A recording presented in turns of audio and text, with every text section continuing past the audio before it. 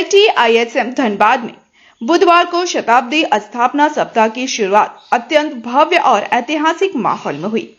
कार्यक्रम में देश विदेश से आए वैज्ञानिकों, शिक्षाविदों, राजनयिकों, उद्योग प्रतिनिधियों, पूर्व छात्रों और वर्तमान विद्यार्थियों ने बड़ी संख्या में शिरकत की। संस्थान की 100 साल गौरवपूर्ण यात्रा को समर्पित इस अवसर पर पूरे अकादमिक परिसर में उत्साह से भर दिया। शताब्दी समारोह का आरंभ वैदिक मंत्रोच्चार, शंख ध्वनि और दीप प्रज्वलन के साथ हुआ।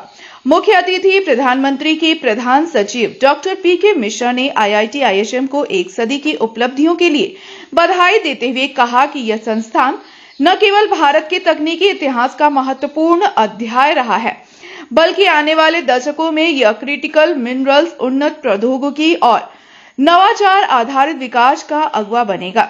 उन्होंने कहा कि भारत में technology driven governance, quantum technology, space mission, green energy और डिजिटल पब्लिक इंफ्रास्ट्रक्चर जैसे क्षेत्रों में हुई प्रगति ने देश को वैश्विक स्तर पर नई पहचान दी है। IIT ISM को इस परिवर्तन यात्रा में प्रमुख भूमिका निभानी चाहिए। कार्यक्रम के संचालन का दायित्व निभा रही प्रोफेसर रजनी सिंह की एंकरिंग और कार्यक्रम प्रबंधन की मुख्य अतिथि सहित सभी गण्यमान्यों ने विशेष प्रशंसा की।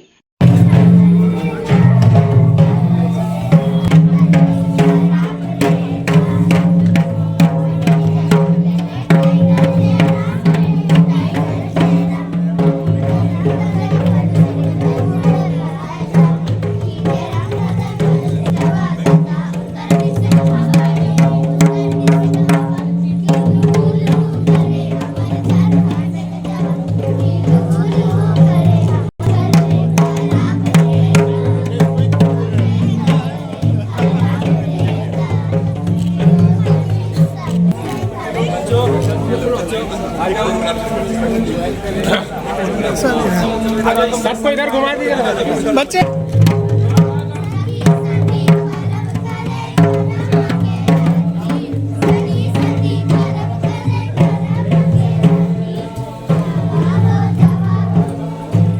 Celebrating Dhanbad that stands strong as a partner in India's journey of growth. In fact, I could not come here for the 45th convocation held in August this year. I am honored. एक drone है यानी ये एक robot है। Okay, सो इसे हम parallel robot बोलते हैं। इसका दो पर्पज है, एक है स्टेबलाइजेशन के लिए एंड एक है सिमुलेटर के लिए जो ट्रेनिंग देता है। तो स्टेबलाइजेशन क्या हुआ कि जैसे आपका सीप हो गया, ओशियन के ऊपर, समुद्र के ऊपर जब टैंकर वगैरह चलती है तो वो क्या होता है ना, हमेशा उसका वैसे होवरिंग होते रहता है। तो उस केस में आपको एक ड्रोन या हेलीकॉप्टर को लैंड कराना बहुत मुश्किल होता है। ठीक है, तो क्योंकि हमें स्टेबल प्लेटफॉर्म चाहिए, वहाँ पे आप इस रोबोट को रख दीजिए और उसके बाद फिर ये क्या होगा, बॉटम प्लेटफॉर्म, ये टॉप प्लेटफॉर्म है। सो जो ड्रोन है ना, जब वो होविंग होगा तो ये टॉप प्लेटफॉर्म में से स्टेबल रहेगी। रोबोट का काम उसको स्टेबल रखना और ड्रोन आके इसके ऊपर लैंड कर सकती है। दूसरा पर्पज है सिमुलेटर। सिमुलेटर क्या हो गया, जैसे आपका एरोप्लेन हो गया तो आप एक नॉर्मल इंसान को प्लेन डायरेक्टली चलाने नहीं दे सकते, उससे पहले कहीं पे ट्रेनिंग किया जाता है, ट्रेनिंग दिया जाता है। तो अभी तक जो ट्रेनिंग है बाहर से लोग आते थे, एक बड़ा सा सिमुलेटर था, इंपोर्ट करते थे, वहाँ पे ट्रेनिंग। अब हम क्या होती है, इसे इन हाउस धनबाद में बना रहे हैं। तो यहाँ पे क्या हो कि आप तेजस एरोप्लेन हो गया, उसका किसी भी प्लेन या हेलीकॉप्टर किसी हो गया, माइनिंग का जो ट्रक होती है, जो बड़ी बड़ी डंपर ट्रक होती है, उसको इसके ऊपर इसका कॉकपिट बना सकते हैं एंड कॉकपिट बना करके आप पायलट को अंदर घुसा के ट्रेनिंग दे सकते हैं। तो इसलिए कि मैं एक रियल में प्लेन चला रहा हूँ या रियल में ट्रक चला रहा हूँ और इस पे वो ट्रेन हो जाएगा प्रॉपरली। जब सब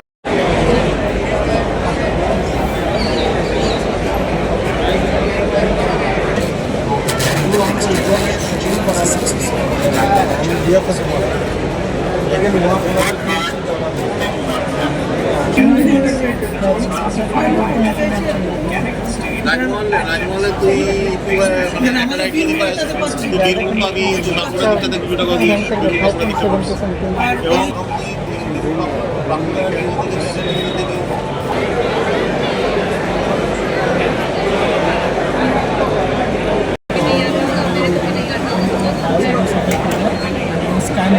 when you scan it, you get any certification, so you get the experience.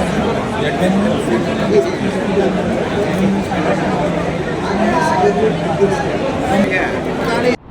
JP Bharat live, Bharat की बात जेपी के साथ। वीडियो को लाइक करें, शेयर करें और चैनल को सब्सक्राइब करें।